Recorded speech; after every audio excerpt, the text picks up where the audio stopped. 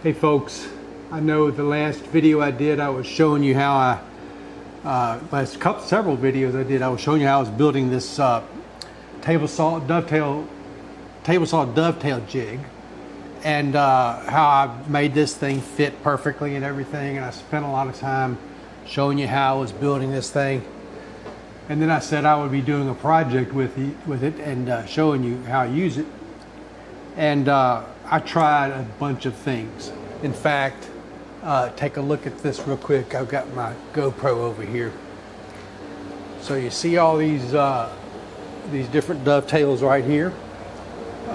These are just all tests going back to 5/28, 21, ending with, well actually there's even one more recent than that. But anyway, so I've got all those dovetails that I've been testing with, trying to perfect my technique, and it didn't go well with this jig. That's the problem. You know, I mean, the design was flawed basically, and my execution of it wasn't too bad. I did have to make some minor adjustments and changes and so forth. But let me show you the particular areas that were the most problem. And I'm going to do close up. Let's see. Yeah, you can see this close up. But I'm going to put my GoPro right here. Let me look at the preview. See what that looks like. Yeah, that's pretty good. So you can see my hand here and all this stuff. Okay, well, what you can't. All right. So take a look at this kerf. So the kerf at the front of this thing looks like, let me get my hand out of the way. You can see how I've got the angle, because you have to tilt the blade at an angle, and you also have to, that's for the tails, and then you have to bring it back up right with a different blade with a flat bottom tooth. I actually used a dado blade at one point, but not originally. You just use an 1/8 inch flat bound ripsaw type blade. And so the kerf gets really sloppy looking. I mean, it's really wide right here, as you can see in here. Let me get a close up on this, and look at all the different places where I cut into this zero clearance thing. It's no longer zero clearance because of that, and that's not because of me cutting into it. That's because, and look, there's no kerf on this little ledger board, because you have to turn this thing all the way from here all the way back to here, back to straight, and it's really just a mess. I like the design of having this stop here and everything, but using it for dovetails was not easy. In fact, here's another thing.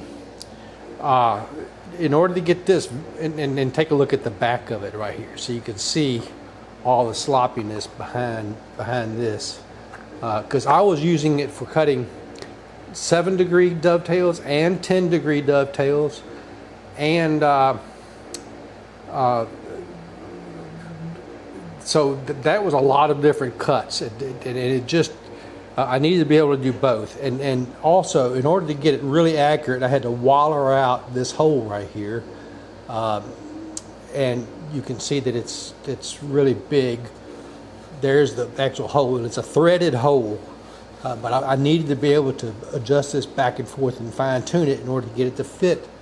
For example, this was one of the templates I had. It's a 7-degree template. Let me show it to you from overhead right here.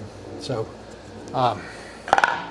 the way I had to set it up for 7 degrees, and you got to do 7 degrees both this way, you know, for all the way from here all the way back to here, and to do the pins. And so I laid this in here like this, and I want to make sure my head doesn't get in the way, so you can see this. And I had to build this this little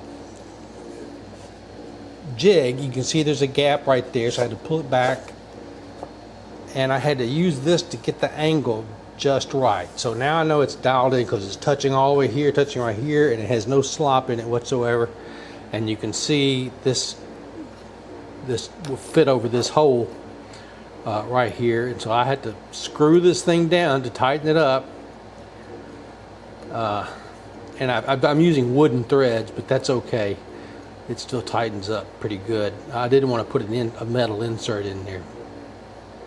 But I've got a wood tap that works really well for 1/4-20 screws and also 5/16 screws and so forth. So that's in there now. And now I can take this out.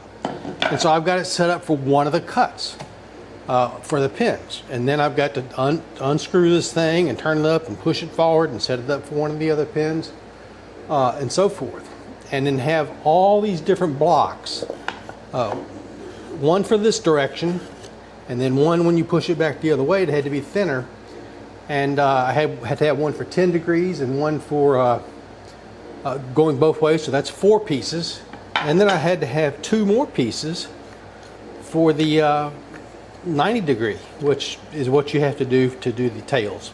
So all in all, I've got a bad review of this jig right here. It did not work as planned. I don't know what I'm going to do with it at this point. I could just make a regular, but the curve is walled out now, so it's really kind of useless. I think this is going to end up being scrap wood. I finally got that unscrewed. I've been unscrewing it the whole time I was talking right there. And it takes a while, so that's close to 90 degrees. And so I had to have 2 additional blocks to exactly fit this distance right here so that it could be set at 90 degrees. And just too much pain for this thing, and plus pushing this back and forth.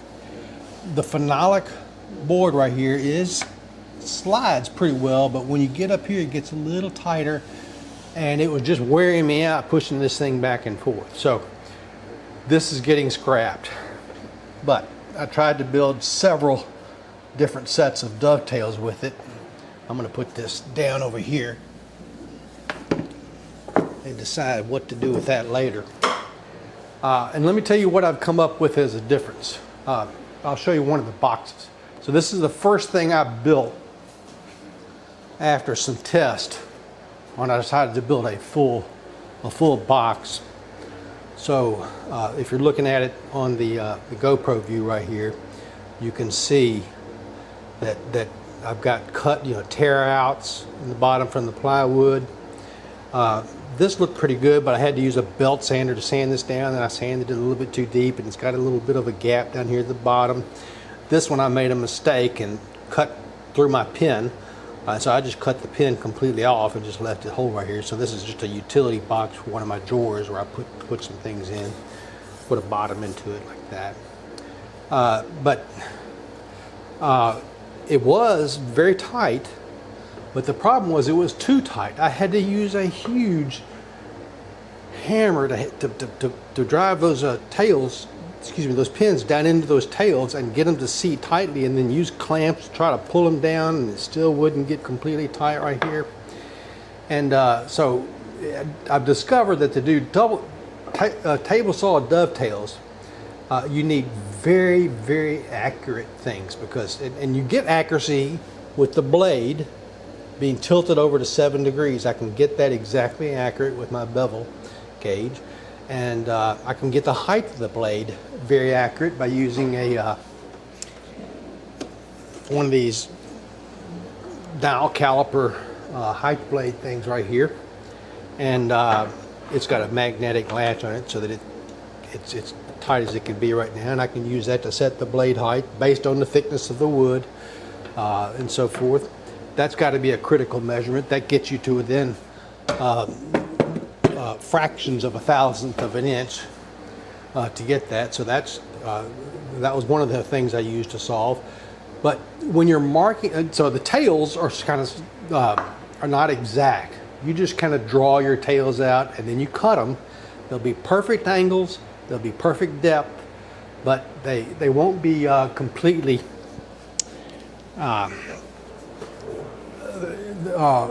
You've got then when you get ready to mark out your pins to go into the tails, you've got to get that left and right thing so that it's the edge of the pin, which corresponds to the edge of the tail inside, is set exactly on that saw blade. I mean, if you're a thousandth off one way or the other, maybe that won't matter, but if you're 2 thousandths off that matters. And it can get loose and sloppy, and you can actually see the gaps and so forth. And I'll show you a couple of those right here. So here's one where I didn't glue it. This was actually built yesterday. It was a mistake. I used a lot of different techniques, and I'll explain those to you in just a minute here. But you see that gap right there? That's because I had to go in, and it was so tight on that one side right there. I went in and tried to pare it down, and you really can't pare plywood, and so I ended up with a gap right there, and it kind of ruined that. And the very next one I did after that, I finally figured out the solution to doing this thing. So this was done yesterday as well, and even though I've got some lines, I didn't want, it was worthy of putting some finish on it, some linseed oil, but those aren't gaps right there. That's the color of the plywood. The inside of the this side of the plywood, which is not the face, is darker color than the outside. So that's what that dark color is right there. And this is just some cheap plywood. But there's not a single tear out, not a single gap anywhere in this thing. It fit perfectly. I didn't have to pare it. I didn't have to do anything. And it was all because of marking accuracy. And so I'll have to show you that in a video when it comes. But that's kind of where I stand on this thing, is to the cabinet that I wanted to build was actually over here, and what I ended up doing instead is just using magnetic tool holders to put my screwdrivers on. I was going to have a cabinet sitting right here for the screwdrivers. I couldn't wait for this project to finish, so now I'm going to build a cabinet for all my hand planes and so forth to put in, because what I want to do is have that cabinet where it's got doors to open up and it stays open most of the time, and then I can close it down and take it with me someplace, like to my daughter's house or whatever. I've got a lot of tools and I'd like to have a wall of tools just like I have right here, but have them all be in cabinets so that they can be moved to other places and do work and so forth. Put them all in the back of my truck and just go and have a workshop there, set it out on the ground, or do the work inside of a garage. So that's it, folks. I'm going to put this video out here so you know kind of where I stand with this project. And the first thing I'm going to do is show you how I'm going to do a sample. I'll show you how the techniques I've come up with to get this extremely accurate. And this would be very difficult to do hand cut dovetails on this plywood like this, just because of the splintering and the accuracy it needs and so forth. Regular wood can compress a little bit as you put these things in here, but the plywood, since it's got grain going both directions, it's a little harder to do, and that may be a good reason why you shouldn't use plywood for dovetails. But I wanted to on this one because I wanted to build the box out of plywood, so it wouldn't we wouldn't have wood movement problems inside that box, which you get on every piece of furniture that's going to be outside and go through wintertime temperatures, summertime temperatures, humidity, not humidity. It's not something that's kept inside the house. It's kept inside this workshop. And this workshop gets just as cold as it gets outside and gets just as damp as it gets outside when it rains and so forth. So anyway, I want to keep my tools inside boxes like that, and I want to make the boxes out of plywood so they last a good long time. And so be looking for a video after this one where I'm going to show you. I'll show you all the techniques I used. Well, you just have to wait and see what I used. I tried several different ones, and you'll see the one I finished up with. And Rob Cosman's technique for doing dovetails, the way he shifts the tailboard over a little bit by the thickness of his dovetail blade, and makes that mark on there so that it's exactly on the waist side of the pin, like that. It was the secret to getting this right. So even though I'm using a table saw to build these, I'm still using Rob's techniques to mark out the pin board and get it accurate. Anyway, folks, I'll talk to you later.